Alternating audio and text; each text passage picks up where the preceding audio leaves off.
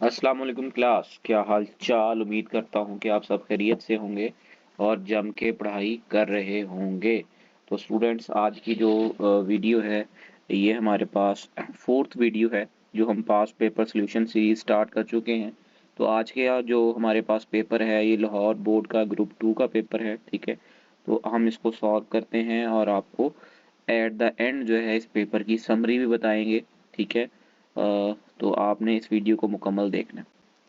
अब हम अगर बात करें तो पहला क्वेश्चन जो है हमारे पास वो है the branch of physics which concerned with the ultimate particles, ठीक है। यानी जो पार्टिकल से जो है वो कंसर्न्ड है और विच मैटर कंपोज्ड ऑफ, जिससे मैटर मिलके बना है, ठीक है। तो वो ब्रांच जो है वो है हमारे पास पार्टिकल फिजिक्स, ठीक है। तो ये आपने शुरू पे जो फर्स्ट चैप्टर है उसके शुरू पे एग्जाम्पल साइड इंफॉर्मेशन में ये जो है मुख्तलिफ ब्रांचेस फिजिक्स की गिवन है, ये आपने देख लेनी है, ठीक है। अगर आप देखें तो ये जो हमारे पास एमसीक्यूज था ये है चैप्टर नंबर 1 से, ठीक है। और ये आया है आपको जनाब पेज नंबर 2 से, ठीक है। और ये साइड इंफॉर्मेशन से, ठीक है, साइड इंफॉर्मेशन, ठीक है। अब आगे चलते हैं। आगे है हमारा एमसीक्यूज नंबर 2। क्या था? Time interval between normal heart beat, ठीक है। जो इंसान की नॉर्मल हार्ट बीट होती है एक और फिर उससे कंसेक्टिव अगली, उसके दरमियान में कितना टाइम इंटरवल होता है? तो वो होता है 8 मल्टीप्लाई 10 टू रेज पावर -1। अब ये एमसीक्यूज जो है ये भी चैप्टर नंबर 1 से पूछा गया है, ठीक है। और अगर आप बात करें तो ये एमसीक्यूज आया है आपको पेज नंबर 7 से, ठीक है। और अगर आप बात करें तो ये भी साइड इंफॉर्मेशन से। तो मैं जो आपको कहता होता हूँ ना कि साइड इंफॉर्मेशन आपने अच्छे तरीके से पढ़ लेनी है, तो आप देख रहे हैं कि 2 एमसीक्यूज जो हैं वो साइड इंफॉर्मेशन से पूछे गए, ठीक है। अब हम तीसरे एमसीक्यूज की तरफ चलते हैं। तीसरा जो एमसीक्यूज है उसकी स्टेटमेंट है if A is equal to -4i and B is equal to 6j then A dot B, ठीक है। अब आप देखें ए डॉट बी, ठीक है। अब ए की वैल्यू जो है वो है -4i, ठीक है, प्लस, सॉरी प्लस नहीं,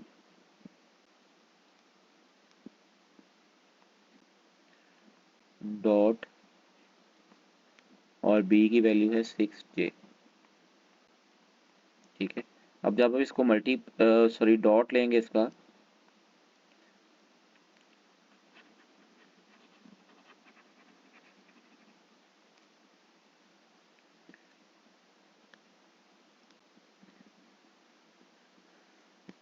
तो अब हम चलते हैं अपने एमसीक्यूज नंबर 3 की तरफ। एमसीक्यूज नंबर 3 की स्टेटमेंट है if A is equal to 4i, अगर ए हमारे पास 4i हो और बी 6j हो तो हम ए डॉट बी जो है वो हमने फाइंड करना है।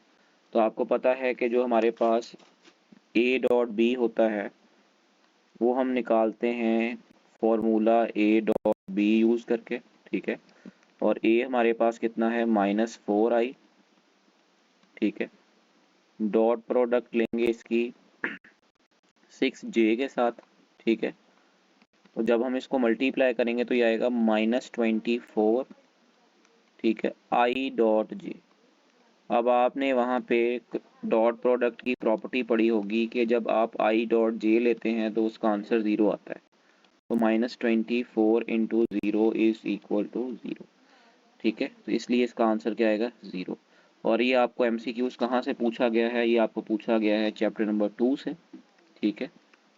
और आपका टॉपिक है जनाब 2.3, ठीक है। आगे हम चलते हैं एमसीक्यूज नंबर 4 पे। कहता है if the magnitude of scalar and vector product of two vectors are, ठीक है। अगर आप देखें तो शुरू पे हमारे पास गिवन है स्केलर प्रोडक्ट, ठीक है।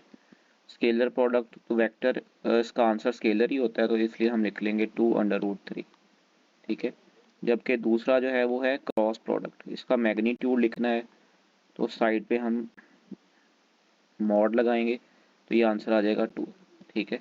इसको आप लिख सकते हैं A B cos of theta, ठीक है, 2√3, ठीक है। और ये आएगा A B sine of theta is equal to 2, ठीक है। तो आपने इनके दरमियान में क्या निकालना है, एंगल निकालना है, ठीक है। तो ये आपको अगर आप देखेंगे तो ये आएगा, जब आप इसका रेशियो लेंगे तो आएगा A B sine of theta over A B cos of theta is equal to, sine theta वाला ऊपर है तो आएगा 2/2 √3, ठीक है। इसके साथ कैंसिल आउट हो जाएगा तो ये आएगा 1/√3, ठीक है। यहाँ पे ए बी से कैंसिल हो जाएगा, साइन ओवर कॉस जो होता है वो टेन थीटा के बराबर होता है 1/√3, ठीक है। और ये देखें तो theta is equal to tan inverse 1/√3, ठीक है, जो कि 30 डिग्री के बराबर, ठीक है। तो ये आपकी वैसे एक एक्सरसाइज का न्यूमेरिकल भी है, आई थिंक 3.14 है, 2.14, ये आपका चैप्टर नंबर 2 से पूछा गया है, ठीक है। और टॉपिक है जनाब इसका 2.14, ठीक है, न्यूमेरिकल प्रॉब्लम। तो ये आपने देख लेना है, ठीक है। अब हम नेक्स्ट चलें तो हमारे पास अगला जो है वो है चैप्टर नंबर 5 का, सॉरी एमसीक्यू नंबर 5 है। The rate change of momentum of a body free falling is equal to, जब आप बॉडी फ्री फॉल कर रही होती, जैसे कि ये मान लें कि हमारे पास एक बॉडी है, ठीक है, ये नीचे की तरफ गिर रही है, तो अब आप देखेंगे तो ये under of the action of जो है वो ग्रेविटेशनल एक्सेलरेशन नीचे की तरफ मूव करती है, ठीक है। तो जो इसका इस पे लगेगी फोर्स वो इसके बराबर होगी वेट के, ठीक है, ठीक है। और अगर आप स्टेटमेंट पढ़ें तो वो होती है हमारे पास सेकंड लॉ की मोमेंटम के साथ जब हम रिलेशन फाइंड करते हैं तो वो होता है F is equal to delta P over delta T, ठीक है।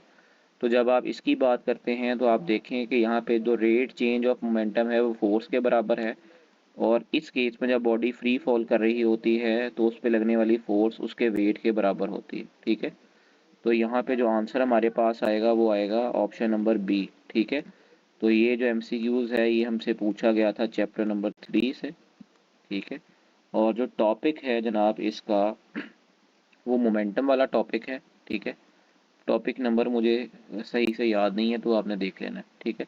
आगे हम चलें तो वो है हमारे पास एमसीक्यूज नंबर 6, कहता है typically rocket ejects burn gases at the speed of, ठीक है। तो ये जो है 4000 मीटर पर सेकंड से, ये बुक में आपको लिखा हुआ भी मिल जाएगा, ठीक है। टॉपिक आप पढ़ेंगे 3.11, ठीक है, रॉकेट propulsion वाला। तो ये टॉपिक है जनाब 3.11, ये उससे पूछा गया, ठीक है। अब हम आगे चलते हैं, आगे है हमारे पास एमसीक्यूज नंबर 7, कहता है कि हमारे पास दो मैसेज हैं, एक 1 ग्राम का है और एक 4 ग्राम का, ठीक है, और उनकी काइनेटिक एनर्जी सेम है। Then the ratio of their linear momentum are, तो आपने बताना है कि उनके लीनियर मोमेंटम की रेशो क्या हो, ठीक है। अभी एमसीक्यूज को हम यहाँ पे सॉल्व करते हैं। आपको पता है काइनेटिक एनर्जी का फॉर्मूला होता है 1/2 mv², ठीक है।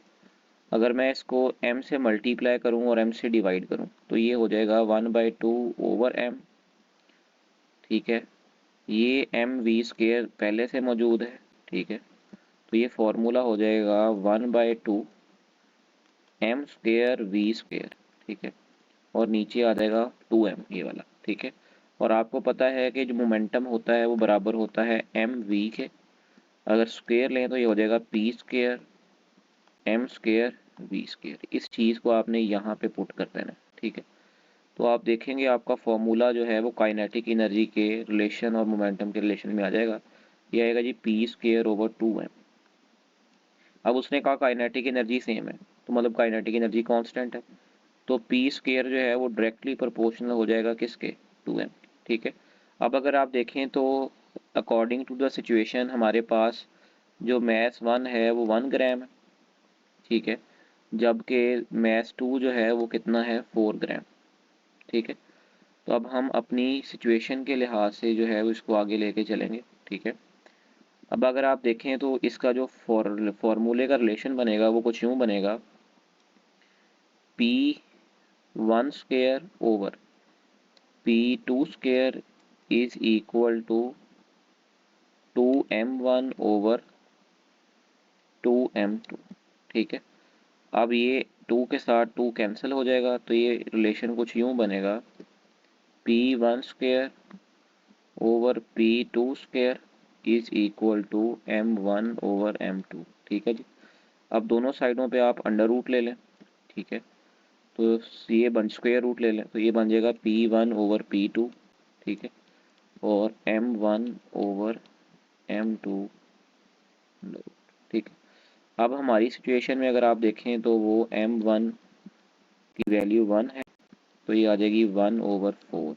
ठीक है, और ये बराबर आएगा 1 ओवर 2 के। ठीक है, तो ये कुछ यूं आएगा, p1 p2 is equal to 1:2, या कुछ ऐसे भी लिखा जाता है। ठीक है, तो आप देखेंगे तो जो रिलेशन हमारे पास बन रहा है वो है MCQ नंबर सी। ठीक है, तो ये आपने देख लेना, ये है चैप्टर नंबर 4 से, और टॉपिक है जनाब 4.5। ठीक है, आगे है हमारे पास MCQ number 8। When a body moves in a circle it's linear velocity. जब एक बॉडी सर्कल में मूव कर रही होती है, जैसे हम यहाँ पे ले लेते हैं, तो लीनियर वेलोसिटी जो है वो टेंजेंट टू द सर्कल होती है, और हर पॉइंट पे आप देखेंगे तो वो वेलोसिटी क्या हो रही होती है, चेंज हो रही होती है। ठीक है, समझ आ रही है, कुछ यूं वो आपकी डायग्राम बनती है। तो इसका आंसर आएगा हमारे पास चेंजेस। ठीक है, उसकी डायरेक्शन कंटिन्यूसली चेंज होती रहती है। ये MCQ जनाब आपका है चैप्टर नंबर 5 से। ठीक है, टॉपिक है आपका 5.2। ठीक है, आगे अगर आप चलें तो आगे है MCQ नंबर 9। ठीक है, MCQ नंबर 9 के अंदर देखें तो वो कहता है rotational kinetic energy of disc. मैंने आपको पहले ही बताया था कि ये moment of inertia, kinetic energy of disc and hoop, ये चीज़ें आपने अच्छे तरीके से याद करनी है। ठीक है, ये बुक में वैसे ही गिवन है, बुक की लाइन से ली गई है। तो ये आपका चैप्टर नंबर 5 है, टॉपिक है जनाब आपका 5.9। ठीक है, और इसका आंसर आएगा 1/4 mv²। ये वहाँ पे बुक में रोटेशनल काइनेटिक एनर्जी वाला टॉपिक है, उसमें डिराइव भी किया गया। आगे हम चलते हैं, आगे है जी MCQ number 10, viscosity of air at 30 degree centigrade. ये भी आपको चैप्टर नंबर 6 से पूछा गया है। ठीक है, MCQs, और ये 6.1 है टॉपिक आपका, टॉपिक है 6.1। ठीक है, और वहाँ पे फॉर योर इंफॉर्मेशन में, फॉर योर इन्फो से ये MCQs आपको पूछा गया। ठीक है, वहाँ पे आपने देख लेना, ये साइड टेबल में मौजूद है, 0.019 मल्टीप्लाई 10⁻³ न्यूटन सेकंड पर मीटर स्क्वायर। ठीक है, विस्कोसिटी का यूनिट भी, डायमेंशन भी आपने अच्छे तरीके से याद कर लेनी है। आगे हम चलें तो MCQs नंबर है 11। MCQs नंबर 11 की स्टेटमेंट है, heavily damped system has a fairly flat resonance curve in an. ये बताना ग्राफ किसका होता है, ये एम्पलीट्यूड फ्रीक्वेंसी का ग्राफ होता है। अगर आप अपना ये टॉपिक पढ़े रेजोनेंस वाला, तो वहाँ पे आपको इसका ग्राफ देखने को मिलेगा। तो ये MCQs पूछा गया था चैप्टर नंबर 7 से। ठीक है, और ये टॉपिक है 7.10। ठीक है, मैंने आपको इसीलिए कहा है कि आपने बुक की रीडिंग बड़ी इंपॉर्टेंट है, वो ज़रूर करके जानी, जितने तरह के ग्राफ हैं वो देख के जाने। ठीक है, मैं आपके साथ लिंक शेयर कर दूंगा जिसमें तमाम बुक के ग्राफ जो हैं वो मैंने लिखे हुए होंगे, वो आपको मौजूद होंगे, मिल जाएंगे। ठीक है, आगे है chapter number 12, bats navigate and find food. ये इनका एक ख़ास किस्म का फिनोमिना होता है जिसको हम इको लोकेशन कहते हैं। उसको यूज़ करते हुए बैट्स जो हैं वो अपना खाना तलाश करती हैं। ये आपसे पूछा गया है जनाब चैप्टर नंबर 8 से। ठीक है, और ये देखें तो पेज नंबर 169 पे इसका तज़करा हुआ है। ठीक है, ये देख लेना आपने। आगे है MCQ number 13, longitudinal waves do not exhibit reflection, refraction भी होती है, पोलराइजेशन का फिनोमिना नहीं करती, वो सिर्फ ट्रांसवर्स वेव्स ही पोलराइजेशन का फिनोमिना करती हैं। ठीक है, ये चैप्टर नंबर 9 का जो है वो लास्ट टॉपिक है, पोलराइजेशन। ठीक है, तो वो आपने देख लेना है, उसमें से MCQs है। आगे है हमारे पास 14 MCQs। The first demonstration of wave nature of was provided in 1801 by the experiment of Thomas Young's. ठीक है, थॉमस यंग्स ने जो पहली दफ़ा एक्सपेरिमेंट परफॉर्म करके वेव नेचर के बारे में हमें बताया था, असल में ये जो क्रिश्चियन हाइजेंस है उसने इसके बारे में बात की थी, ठीक है। तो 120 साल पहले गालबन बात की थी क्रिश्चियन हाइजेंस ने, लेकिन वो इसका कोई भी डिमॉन्स्ट्रेशन प्रोवाइड नहीं कर सका था। फिर 1801 में तकरीबन 120-25 साल बाद थॉमस यंग्स जो है उसने इसका जो है वो एक्सपेरिमेंट प्रोवाइड किया, ठीक है। अगर आप देखें तो ये जो है ये चैप्टर नंबर 9 से पूछा गया एमसीक्यूज, ठीक है। और टॉपिक है इसका, मैं यहाँ पे मेंशन कर देता हूँ, टॉपिक है जी 9.4, ठीक है। 9.4 से आगे है 15 the diameter of the core of the multi mode step index fibre. ये 15 माइक्रोमीटर होता है, ठीक है। ये आपका चैप्टर नंबर 10 से एमसीक्यूज पूछा गया है। और ये वहाँ पे फाइबर ऑप्टिक वाला जो टॉपिक है 10.10 उसके अंदर आपको लिखा हुआ मिल जाएगा, तो ये बुक की लाइन से उठाया गया है। आगे है MCQs number 16, the temperature of sink and heat engine is absolute zero. Efficiency का फॉर्मूला होता है 1-T2/T1। T2 होता है सिंक का, अगर ये 0 केल्विन पे है तो 0/समथिंग 0, ठीक है। 1-0 1, तो उसकी एफिशिएंसी कितनी हो जाएगी 100%, ठीक है। तो ये आपका चैप्टर नंबर 11 से पूछा गया है, ठीक है। और टॉपिक है जनाब ये 11.9, ठीक है जी। तो ये देख लेना। आगे है the ratio of the CP/CV, ये कांस्टेंट के बराबर होता है फॉर डायटोमिक गैस, ठीक है, डायटोमिक गैस के लिए। तो ये आपको चैप्टर नंबर 11 में जो मोलर स्पेसिफिक हीट वाला टॉपिक है वो आपने देख लेना है, या ये चैप्टर नंबर 8 में, ठीक है, आप देखेंगे पेज में आपको बता देता हूँ, पेज नंबर है 168। वहाँ पे डायाटॉमिक, मोनोटॉमिक और पोलीटॉमिक के लिए इसकी वैल्यूज लिखी गई हुई हैं, तो वो भी आपने देख लेनी है। 1.40 होता है फॉर डायाटॉमिक गैस, ठीक है। तो ये थी आज की वीडियो। इसके अंदर अब आप देखें तो कितने एमसीक्यूज जो हैं वो बुक की लाइनों से और साइड इन्फॉर्मेशन से हैं। पहला एमसीक्यूज बुक की साइड इन्फो से, दूसरा एमसीक्यूज बुक की साइड इन्फो से, 2 हो गए, ठीक है। उसके बाद नीचे आ जाएं तो एमसीक्यूज नंबर 6 जो है ये भी बुक की इन्फो से है, मतलब बुक की इन्फो से मतलब लाइन से पूछा गया, 3 हो गए, ठीक है। अगर आप उसके बाद नीचे आ जाएं तो ये 9 वाला भी है बुक के अंदर मौजूद, बिल्कुल सेम टू सेम। किताब के अंदर आप नज़र दौड़ाएंगे तो ये भी मिल जाएगा, वहाँ पे 4 हो गए, ठीक है। और साइड इन्फॉर्मेशन से ये तीसरा एमसीक्यूज है, एमसीक्यूज नंबर 10 विस्कोसिटी वाला, ठीक है। इसके बाद नीचे आ जाएं तो 11 वाला भी आपको बुक के अंदर ग्राफ मिल जाएगा, ये भी साइड इन्फॉर्मेशन में ग्राफ मौजूद होता है टॉपिक का, ठीक है। 5 हो गए, ठीक है।